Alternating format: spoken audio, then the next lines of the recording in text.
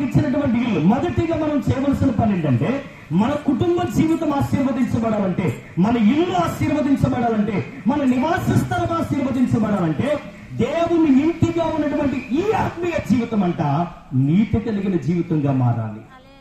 హల్లెలూయా. మొదట మనం ఏం చూసుకుంటామంటే, ప్రభువా నా ఇంట్లోకి రాయన అని ప్రార్థన చేస్తాం, నన్ను నా ఇంటిని దీవించడానికి ప్రార్థన చేస్తాం. కానీ మొట్టమొదటిగా సంపూర్ణంగా మారవలసింది ఎవరు తెలుసా? మనం నిలబడాలి. హల్లెలూయా.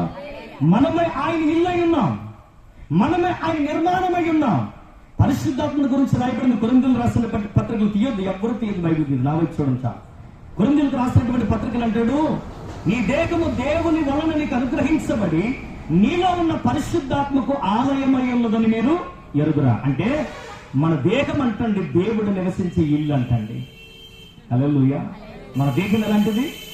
దేవుడు నివసించే ఇల్లుని.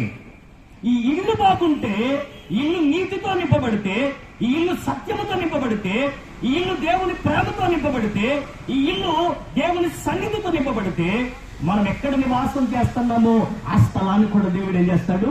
ఆశీర్వదిస్తాడు. హల్లెలూయా. కనుక మొట్టమొదటిగా మనలో ఉండవలసింది ఏంటంటే, అక్కడ అంటాడు, నీ నీతికి తగినట్టుగానే నీ నివాస స్థలమును ఆయన వర్ధిల్లింప చేస్తాడు. మనము జీవించే నీతి కలిగినటువంటి జీవితమే. మనము నీతి అంటే అర్థం ఏంటి? మంచి అంటే మనము జీవించే ఆ మంచితనం కలిగినటువంటి జీవితమే. ఆ మంచి జీవితం